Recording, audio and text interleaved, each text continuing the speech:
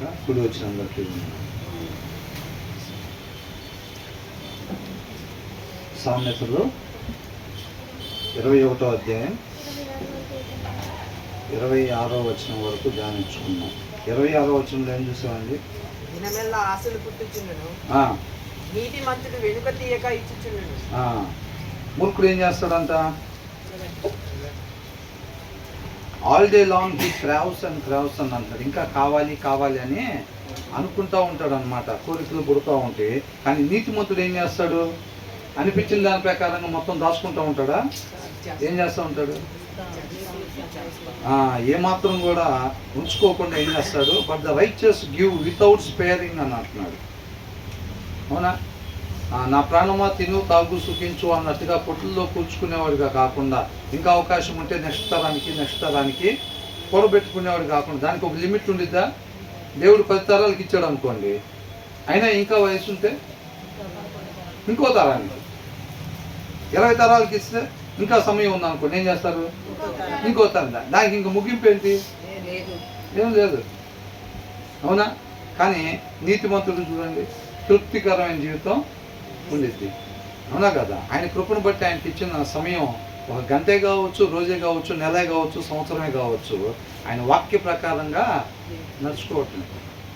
ఆ ఆకలి ఎల్లప్పుడూ ఉండాలన్నమాట. ఆయన చిత్తాన్ని నెరవేర్చాలి, ఆయన హృదయాలోచన చొప్పున మాత్రమే నా జీవితం ఉండాలి అని ఆ ఆకలి నిరంతరం ఉండేది, ప్రతి క్షణం ఉండాలన్నమాట.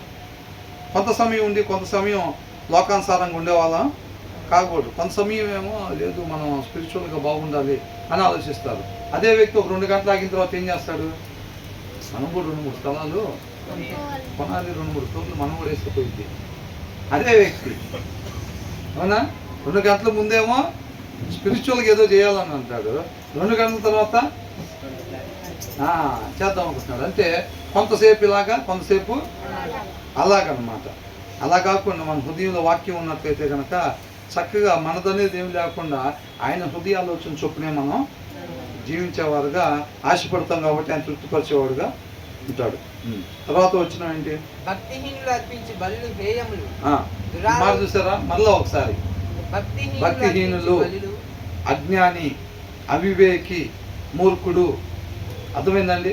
ఆయన పేరు బైబిల్లో పేరు కావచ్చు, ఆయన క్రైస్తవుడు కావచ్చు, ఆయన బాప్తిసం కూడా తీసుకొని ఉండొచ్చు, వాక్యం చెప్పేవాడు కూడా కావచ్చు, పాటలు పాడేవాడు కావచ్చు, ప్రార్థన చేసేవాడు కావచ్చు. మార్గం తొలగిపోయి వాక్యం చెప్పేవాళ్ళు ఉండరా? ఉంటారా లేదా? మార్గం తొలగిపోయి వేరే రకంగా ప్రార్థన కోరికలు అడిగే వాళ్ళు ఉండరా? ఉంటారు.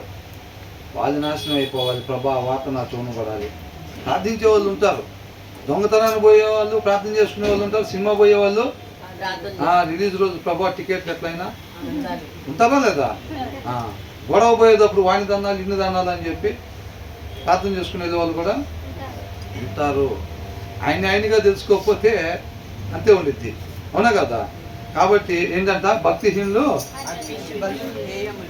అర్పించు బలులు, the sacrifice of the wicked is detestable అని అంటున్నాడు.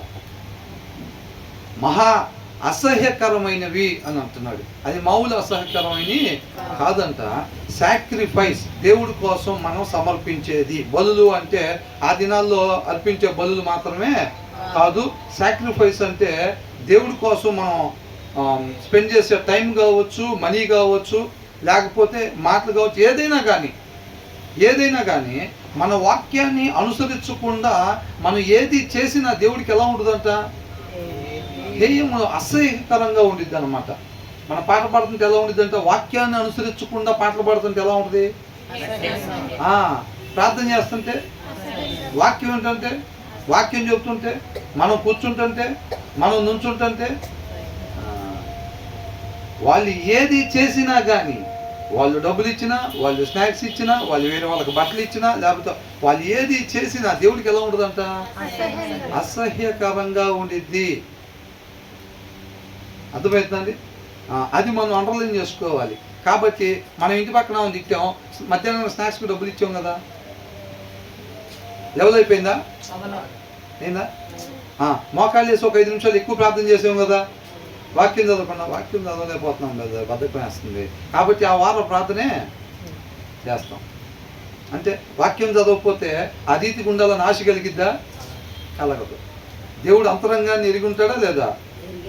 మన సోమరితనం కలిగి ఉంటున్నాం అన్న విషయం దేవుడు తెలుసు. కాబట్టి మనం చేసే ప్రార్థన కూడా దేవుడికి ఏం కలిగించిందంట?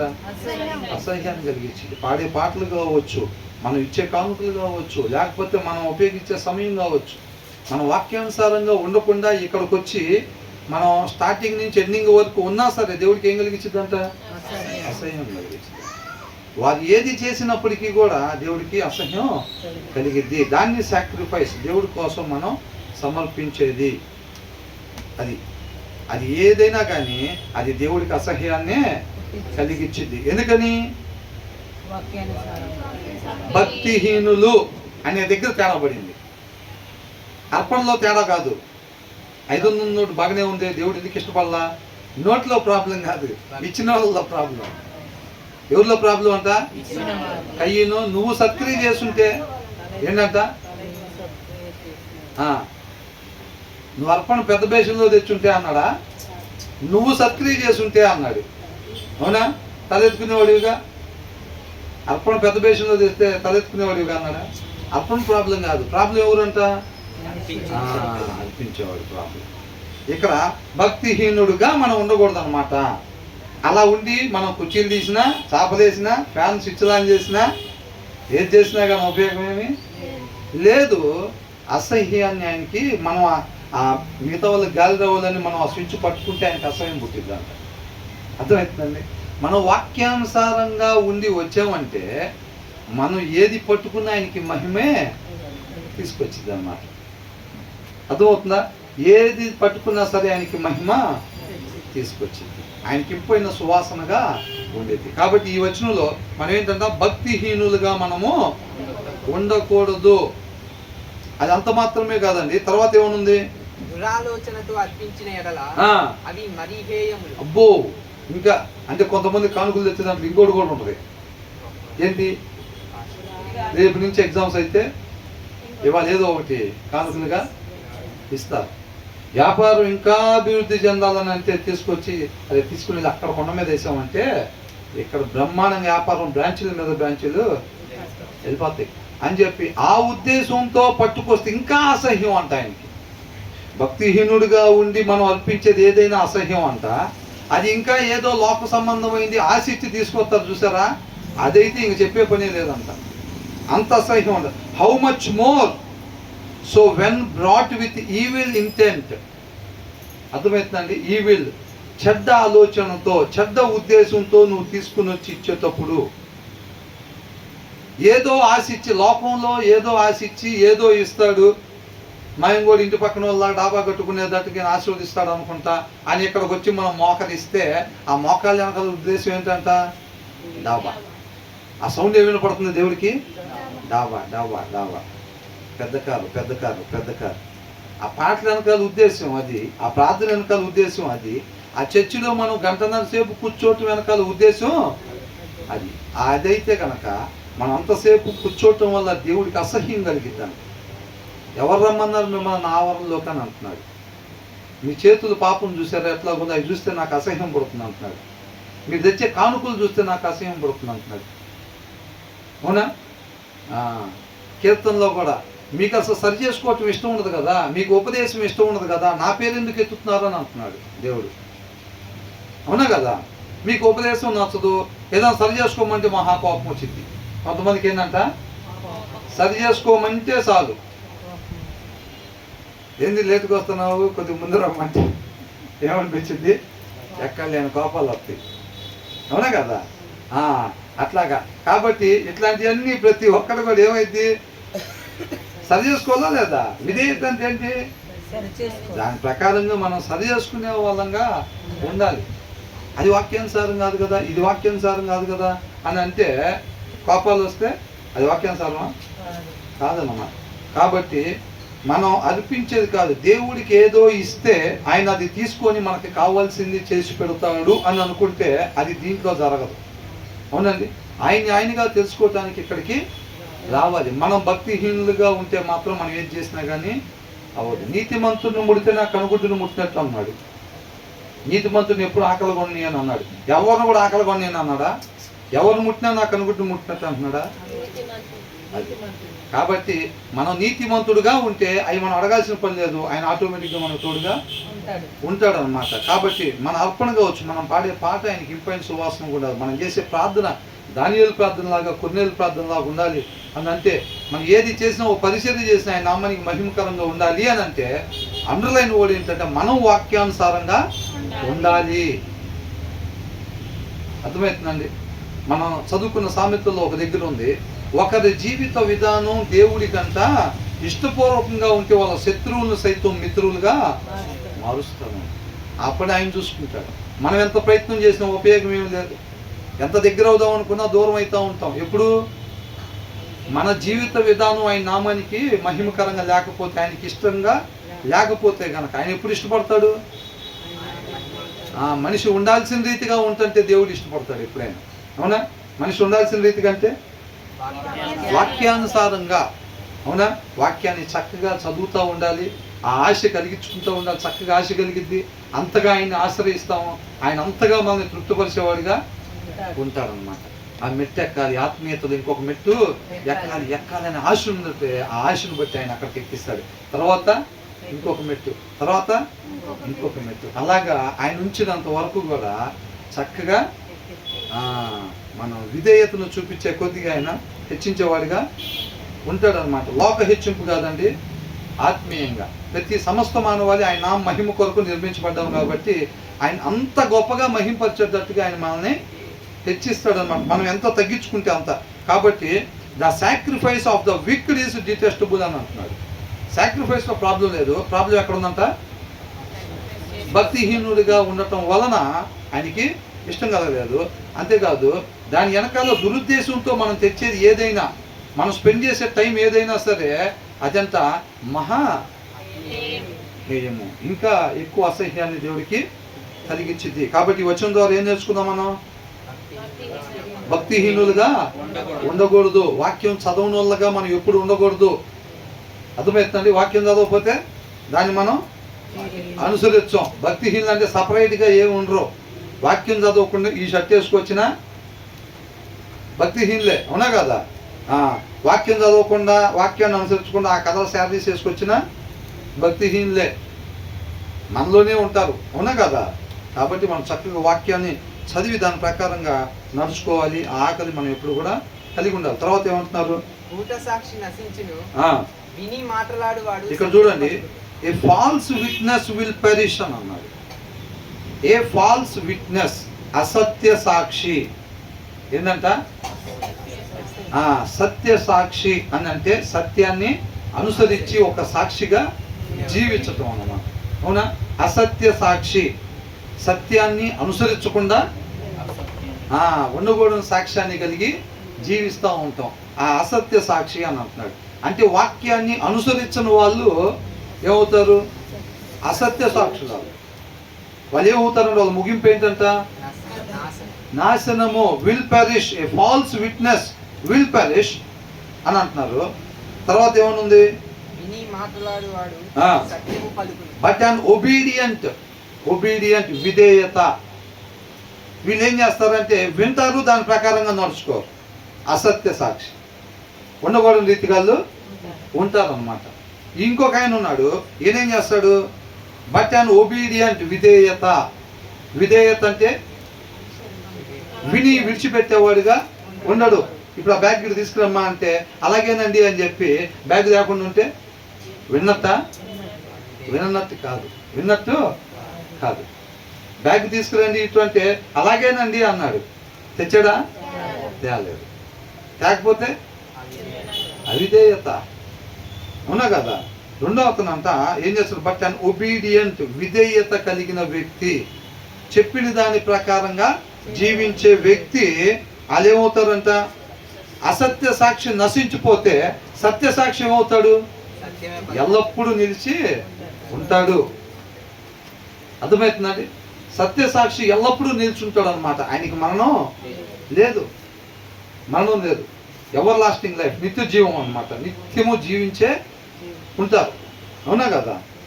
కానీ అసత్య సాక్షికి ఎలా ఉంటుందంటే నశించిపోయేవాడిగా ఉంటారు. వీళ్ళిద్దరు కూడా శారీరక మరణం పొందుతారు, శారీరక మరణం పొందుతారు. కానీ ఎవరైతే విధేయత చూపిస్తారో, ఆ దినాల్లో హెబ్రీలకు రాశారు కదా, ఆ దినాల్లో ఇజ్రాయేలీలు అవిధేయత చూపించి అరణ్యంలో రాలిపోయినట్టుగా మీరు అవిధేయతని చూపించకుండా మీరు విధేయత చూపించి ఆ విశ్రాంతిలోనికి ప్రవేశించండి అంటున్నాడు. అవునా? ఏ విశ్రాంతి? వారికి విశ్రాంతి కన్నాను, మనకి విశ్రాంతి నిత్య జీవం అన్నమాట. కాబట్టి వారి వలె అవిధేయత చూపించకుడి అని అంటున్నాడు. విధేయత విన్నది వాక్యానుసారంగా ఉందో లేదో చెక్ చేసుకొని దాన్ని మన జీవితంలో అనుసరించాలి. అర్థమవుతుందండి? అలాగుండాలి. వాళ్ళు నిత్యము నిల్చుంటారు. ఇద్దరికి శారీరక మరణం వచ్చింది కానీ పునరుద్ధరణలో తిరిగి లేచిన తర్వాత ఈ విధేయత చూపించిన వాళ్ళు ఏం చేస్తారంట? క్రీస్తు వలె నిత్యం జీవించేవారుగా ఉంటారు. మన చూపు ఎప్పుడు ఎక్కడ ఉండాలి? మరణానికి అవతలు ఉండే దాని వైపే మన చూపు ఉండాలి తప్ప మరణానికి యువతలు ఉండే దాని వైపు ఏమాత్రం కూడా మనం చూసేవారంగా ఉండకూడదు. నా నీతిని నా రాజ్యాన్ని మీరు వెతకండి అన్నాడు. తర్వాత దీన్ని కూడా ఎత్తుక్కోండి అన్నాడా? ఏమన్నాడు? మన చూపు ఎక్కడ ఉండాలంట? ఆయన నీతిని ఆయన రాజ్యాన్ని. అది ఎప్పుడు వచ్చింది? వాక్యాన్ని అనుసరిస్తూ ఉంటే మరణం తర్వాత, అంతేనా కదా? కాబట్టి మన చూపు దాని మీదే ఉండాలి.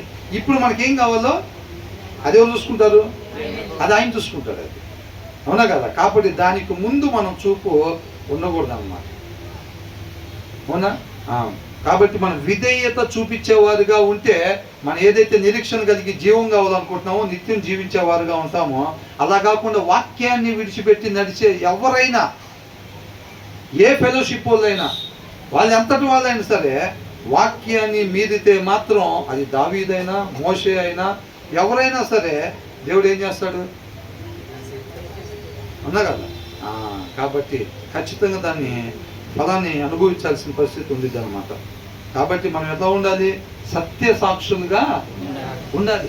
సత్య స్వరూపులో మాత్రమే కాదు, సత్య స్వరూపులో ఉన్న సత్య సాక్షులుగా మనం ఉండాలి. అంతేనా? బ్రదర్ ఒక అద్భుతమైన మెసేజ్ చెప్పారు ఒకసారి.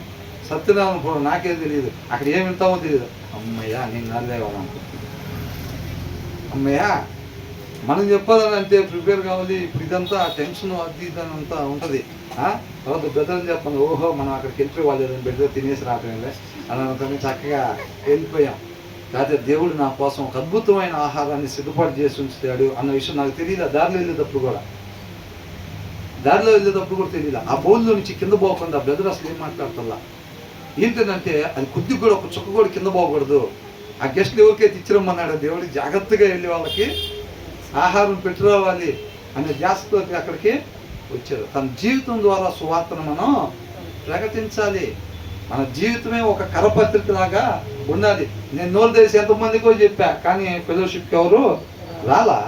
ఎప్పుడైతే నా జీవితంలో దాన్ని అనుసరిస్తూ ఉన్నానో దాన్ని చూసి అనేక మంది వచ్చారు అని అంటున్నాడు. నా ప్రవర్తన ద్వారా నేను సువార్తను ప్రకటించడం మొదలుపెట్టిన దగ్గర నుంచి అనేక మందిని ఆకర్షించగలిగాను తప్ప నా నోటితో చెప్పినప్పుడు నేను ఎప్పుడు ఆకర్షించలేకపోయాను.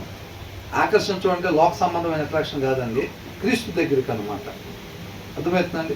కాబట్టి మనం అలాగా సత్య సాక్షులుగా మనం ఉండాలి. అది ఆఫీస్లో కావచ్చు, ఇంటి దగ్గర కావచ్చు, ఎక్కడైనా కావచ్చు, అన్యుల మధ్యలో నోరు తెసి సువార్త చెప్పాలంటే అదే మీకు ఇది ఒక పని అయిపోయిద్దిరా మీకు అని అంటారు కదా. మనం అలా కాకుండా మన ప్రవర్తన ద్వారా సత్యాన్ని వాళ్ళకి కనపరిచే వారంగా ఉండాలి. కాబట్టి మనం సత్య సాక్షులుగా ఉంటే ఎల్లప్పుడూ ఉంటాం. సత్యాన్ని విడిచిపెట్టి ఉన్నట్టయితే కనుక ఖచ్చితంగా మనం నశించిపోయేవారుగా ఉంటాము. తర్వాత ఏమంటున్నారు? భక్తిహీనుడు తన ముఖమును మార్చుకొనును, యథార్థవంతుడు తన ప్రవర్తనను చక్కపరచుకొనును. ఏం చేస్తాడంట? ఇక్కడ ఇద్దరు వ్యక్తుల గురించి, రెండు రకాల జనాలు. అవునా కదా? మనుషుల్లో అయితే ఒక ఇటన్నా ఉంటారు, లేకపోతే న్యాయస్తుడిగా నిజాయితీగా ఉంటారు, లేకపోతే మోసగాడిగా ఉంటారు. మోసగాడిగా ఉంటే ఎడిపోతారు, వాళ్ళ ముగింపు ఏంటి? నీతిమంతులుగా ఉంటే వాళ్ళ ముగింపు ఏంటి? వాళ్ళకి ఎలాంటి బహుమానం వచ్చింది అనేది స్పష్టంగా చెప్పబడతా ఉందన్నమాట కదా. పగిలిపోయిన అర్థంలో చూసుకుంటున్నట్టుందా, లేకపోతే చక్కగా మంచి అర్థంలో చూసుకుంటున్నట్టుందా? తేటగా చక్కగా కనబడుతుంది కదా మనకి ఈ వచనంలో. ఓకే, ఇలా ఉన్నామంటే అట్లా అయింది అనమాట. ఇలా ఉంటే ఇలాగా అయింది. ఏ విక్డ్ మ్యాన్ అంటే హృదయంలో వాక్యం లేనుడు, వాక్యాన్ని అనుసరించను అతనంతా puts on a bold face అని అంటున్నాడు. కొంతమంది అనుకుంటారు అన్యాయం చేసి సిగ్గు లేకుండా మన ముందే తిరుగుతూ ఉంటారు. మనకు అనిపించింది, అసలు మనం అట్లా మోసం చేద్దామని చూసారే నిన్న మనకి ఇంత అన్యాయం చేశారు కదా, అసలు ముఖాన్ని ఎట్లా చూపించుకోబుద్ది అయితే వాళ్ళకి అని అనిపించింది మనకి. అవునా? వాళ్ళకి ఎందుకని చూపించుకోబుద్ది అయితే అంటే అట్లా, అది అందరి వల్ల కాదు. మీరు ఒకరికి అన్యాయం నీతిమంతుడు చేయలేడు, ఒకవేళ చేస్తే వాళ్ళ మొహం. కానీ అన్యాయం చేసేవాళ్ళు చూడండి, వాడే జనాన్ని పెడతాడు, కుట్ర చేయిస్తాడు, తర్వాత వచ్చి అవునా ఇట్లా జరిగింది అదే అని అంటూ ఉంటాడు. అవునా కదా?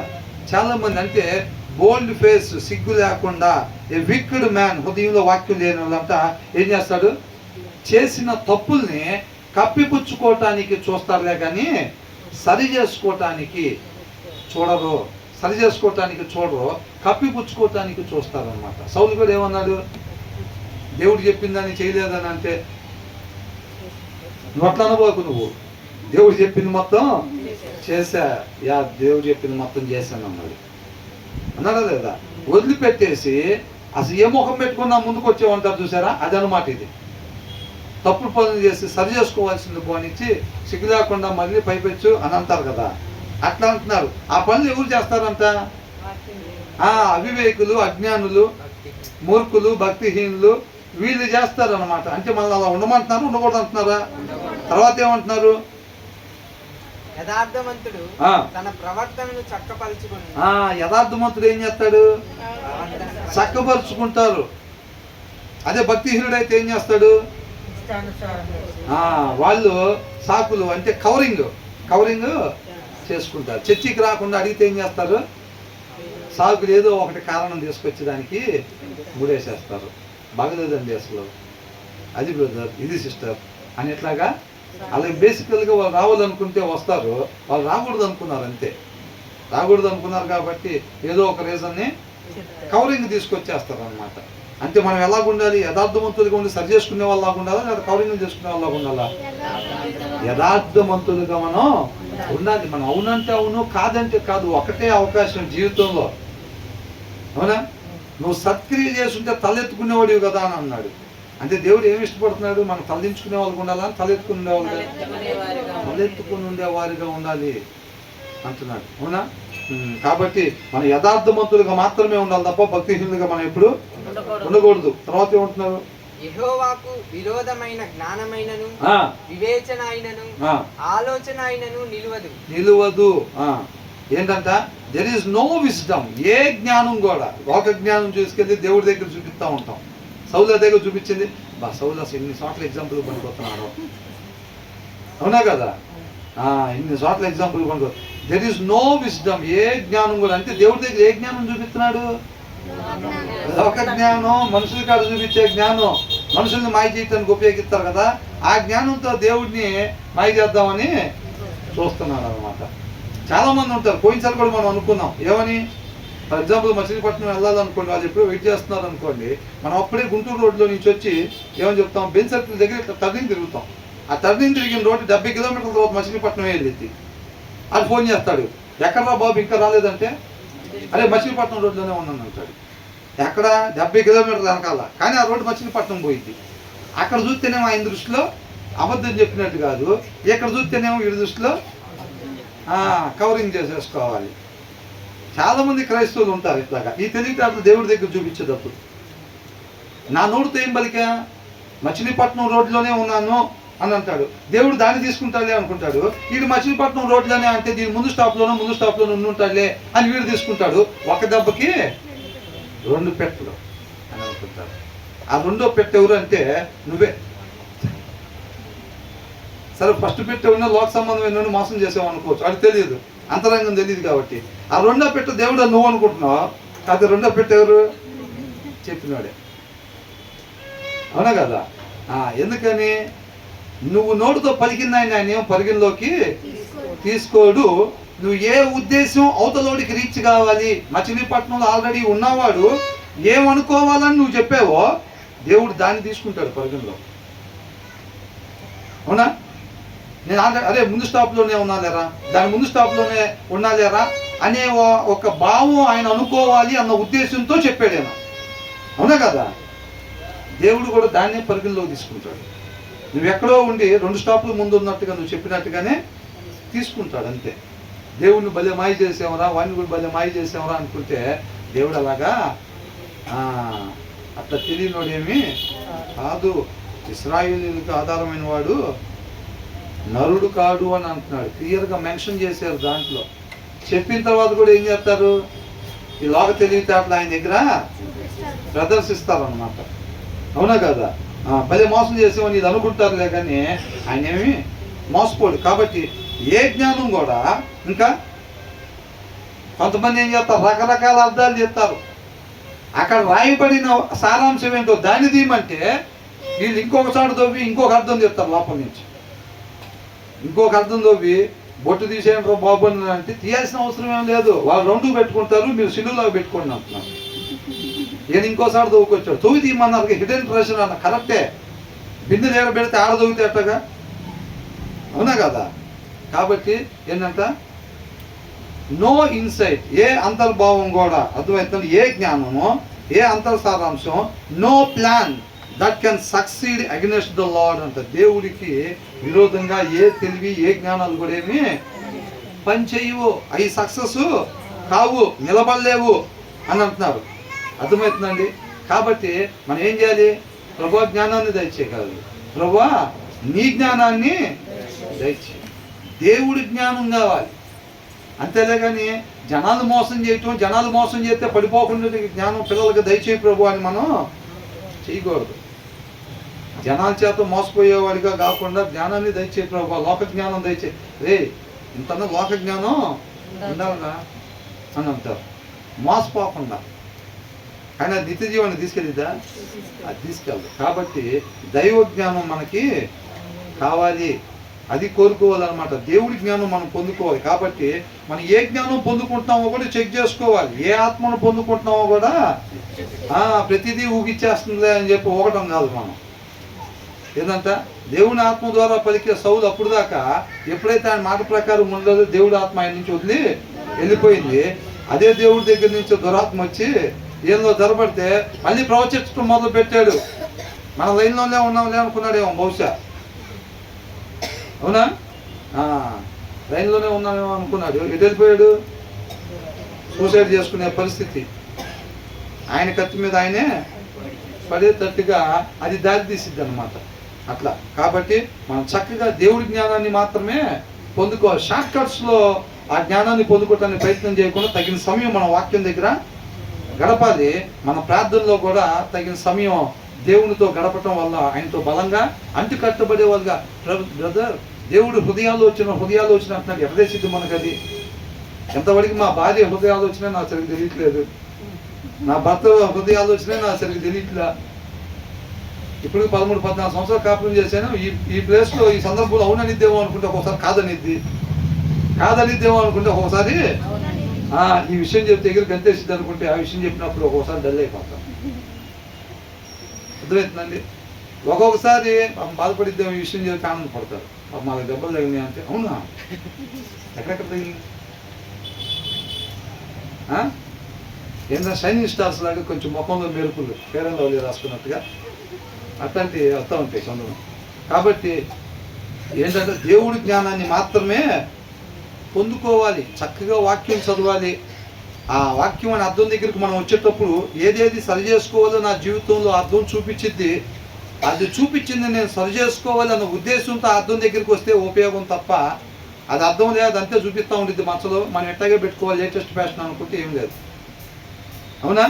కాబట్టి ఆ వాక్యంలో ఉన్న దాని ప్రకారం మనం సరి చేసుకోవాలి తప్ప ఏ జ్ఞానం కూడా, లోక జ్ఞానం ఇలాంటి ఏది కూడా దేవుడి ఎదుట నిలబడలేవు. కాబట్టి దేవుడి జ్ఞానాన్ని మాత్రమే మనం పొందుకునే విధంగా ఉండాలి. తర్వాత ఏమంటున్నారు, యుద్ధ దినమునకు గుర్రములను ఆయత్తపరుచుట కత్తు గాని రక్షణ యెహోవా ఆధీనం. చూసారా, రక్షణ ఎక్కడి నుంచి వచ్చిందంట? ఐగుప్తు పోయి గుర్రాలు కొనుక్కొచ్చుకునే వాళ్ళంట అప్పట్లో వాళ్ళు, అవునా? అబ్రహాం ఇక్కడ వదిలిపెడితే ఎక్కడ పోయాడు? ఐగుప్తు పోయాడు. సొలొమోను కూడా గుర్రాలు అక్కడి నుంచి కొనుక్కొచ్చుకునేవాడు అంట. ఎందుకని? అప్పుడు రాసుకుంటారు బహుశా, ఇది అదే ఆయనే రాసింది కాబట్టి రాశాడు. నాన్న నేను చాలా గుర్రాలు కొన్నాను, గుర్రాలు ఏం లేదురా బాబు, మొత్తం అక్కడి నుంచి. గులియాకి ఇంత పెద్ద కత్తి తెచ్చాడు, ఏం లేదు అక్కడ. అదే కత్తితో ఆయన తలకాయని ఏం చిన్న చాకు కూడా తీసుకురాలేదు ఈయన. కానీ జయం వచ్చింది. ఇంత పెద్ద బడిస తీసుకొని అమ్మడపడ్డాడు సౌలు. దావీదు పారిపోతున్నాడు, వెనక తిరిగి పారిపోయేవాడికి జయం వచ్చిందిలే, కానీ బడిస తీసుకుని అమ్మడపడేవాడికి అపజయమే వచ్చింది. పెద్దగా ఖడ్గాన్ని తీసుకుని వచ్చాడు, అపజయం పొందాడు. ఆ ఖడ్గం చూస్తే గడగడ వణికిపోతారు జనం. ఆ కటౌట్ చూస్తే వణికిపోతారు గజగజ. ఈ కటౌట్ చూస్తే వణుకుతారా? ఈ కటౌట్కి ఎవరు వణకరు. కానీ జయం అది, అంతేనా కదా? కాబట్టి ఇక్కడ ఏమంటున్నాడు, the horse is made ready for the day of battle but victory rests with the lord అని అంటున్నారు. విజయం అంటే ఎవరి దగ్గర ఉందంట? But the victory belongs to the lord అని అంటున్నాడు. ఆయనకి సంబంధించింది అది. ఆయన ఎలమంటే వెళ్ళిద్ది, వద్దంటే ఆగిద్ది జయం అనేది. నువ్వు కత్తులు కటాలు తీసుకుని వెళ్ళి ఆ గొలియాతన్న అయ్యి తగిలించుకుని వచ్చాడు. దావీదు తగిలించుకెళ్ళాడా? సౌలి ఇచ్చినా సరే మొయ్యలేని నా వల్ల అవుతాను ఆడబడేసిపోయాడు. ఆడబడేసిపోయిన విజయం మన కాడుండే డబ్బు, మన దగ్గర ఉండే ఆరోగ్యం, మన కాడుండే కుటుంబాలు ఒక్క ఫోన్ కొట్టే లారీలో దిగుతారు. ఎవరు మోసుకెళ్తానుక? నువ్వు అటు కాకుండా ఇటు చూస్తే దానికే అయ్యిద్ది, దానికే అయిద్దే లేదా? గదల దగ్గర పెన్ డ్రైవ్ తీసుకొని పాటలు పెట్టుకొని వెళ్ళిపోతారు దారిలో నీట్గా. మన ఇంటి నుంచి వెళ్తాం కదా, ఇటు నుంచి ఆ పాటలు పెట్టుకొని తీసుకుని వెళ్ళి ఆ కృష్ణానది దగ్గర నీట్గా పూసిపెట్టి వస్తాం. ఎవరు రావాలని వచ్చిన వాళ్ళు కూడా కమ్మ ఒకసారి పెన్ డ్రైవ్ ఇస్తారు బ్రదర్ అని పెన్ డ్రైవ్ తీసుకొని వెళ్ళిపోతారు. చూడాల్సిన వైపు చూడపోతే అంతే కదా. మరి అది ఈ టైంలో అబద్ధం ఆడితేనే సెట్ అవుతాం, లేకపోతే తేడా పడిద్దా. నువ్వు ఎప్పుడైతే అబద్ధం ఆడతావు అప్పుడే పడిద్ది తేడా. పరిస్థితి వైపు కాదు మనం చూడాల్సింది, ఆయన వైపు. మన ధైర్యం ఏంటంటే నేను లైన్లో ఉన్నా, నేను వాక్యానుసారంగా ఉన్నా. అది ఎవరన్నా కానీ, అవతల ఎవరో అత్తగారా, తల్లి, భర్త, లేకపోతే భార్య, లేకపోతే ఎవరన్నా కానీ ఆఫీస్లో బాస, ఎవరైనా కానీ మన ధైర్యం ఏం కావాలి? నేను నిజాయితీగా ఉన్నాను, నాకు తోడుగా ఆయన ఉంటాడు. ఆయనకన్నా పెద్ద బాస్ ఉంటాడా? ఏం లేదు. అట్లా కాబట్టి ఇదంతా విశ్వాసంతో పోతుంటేనే ఈ జీవితం జీవించగలుగుతాం. లేకపోతే ముందు బలమైన గుర్రాలు కనపడుతూ ఉంటాయి, ఒక్కొక్కటి తెత్తుంది. అది ఎలా ఉన్నారంట? ఒక్కొక్కరు 7 అడుగులు ఉన్నారంట. ఎదుర్కోవాలి జనం, అవునా? 7 రకాల జనం ఉన్నారంటే 7 అడుగులు ఉన్నారంట ఒక్కొక్కళ్ళు. వీళ్ళు వాళ్ళ కింద ఎట్లా ఉన్నారంట? మిడతల్లాగా ఉన్నారంట. విజయం ఎవరికి వచ్చింది? మిడతలకే వచ్చింది. మిడతలకే 12 మంది పోతే 10 మందికి జ్వరం వచ్చిందంట. ఏమొచ్చింది? 10 మందికి జ్వరం వచ్చిందంట. ఆ రోజు ఎట్లా గట్ట యుద్ధంలో సెలవు పెట్టుకుంటూ పోయింది. మన వాళ్ళు హోంవర్క్ అంటే ఏం చేస్తారు? హోంవర్క్ అంటే ఫేవర్ వచ్చిందండి అని చెప్పి హోంవర్క్ రాయకు స్కూల్ కొడతారు. ఎందుకు రాలేదురా ఏంటంటే వాడు హోంవర్క్ భయపడా, అడిగితే జ్వరం వచ్చిందంట. అది వాళ్ళు కూడా ఎప్పుడు వాళ్ళు మగవాళ్ళు కదా, అందరం సెలవు పెట్టుకుంటే పెట్టాపట యువశివ ఎవరో 4 తీసుకుని వెళ్తాడులే కానీ మనకెందుకు రాయి గొడవ అనుకుని ఉంటారు. ఒకిద్దరు అది వాళ్ళిద్దరిని కోడి చేశారు. ఆ విశ్వాసం మనం కలిగి ఉండాలని చెప్పారు. అరణ్యంలో రాలిపోయారు. ఆ జ్వరం వచ్చిన వాళ్ళంతా ఎక్కడ ఉన్నారంట? అరణ్యంలో రాలిపోయారు. ఆ విశ్వాసం వద్దు మీకు అంటున్నాడు. ఏ విశ్వాసం అది? అవిశ్వాసం, అవునా? ఆ విశ్వాసం వద్దు మీకు. ఈ విశ్వాసం కాలేపుకున్న విశ్వాసం. అంటే వాళ్ళకి పర్సనాలిటీలు కనపడి కాలేపు కనపడలేదా అంటే కాలేపు కూడా కనపడి, కాకపోతే ఆ వెనకాల కటౌట్లు ఈయనకు తోడుగా దేవుడు, అవునా కదా? నీతిమంతుడు జ్ఞానం కలిగినోడు ఏం చేస్తాడంట? ఈ ముందు వచ్చిన వాళ్ళు మనం చదువుకున్నాం కదా, శత్రువుల యొక్క కోట మీదకి ఎన్నో వచ్చిన అది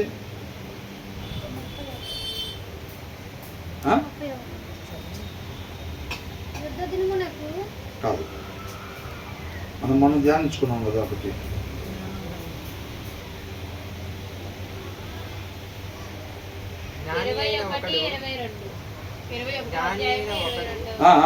పరాక్రమశాలుల పట్టణ ప్రాకారం 22.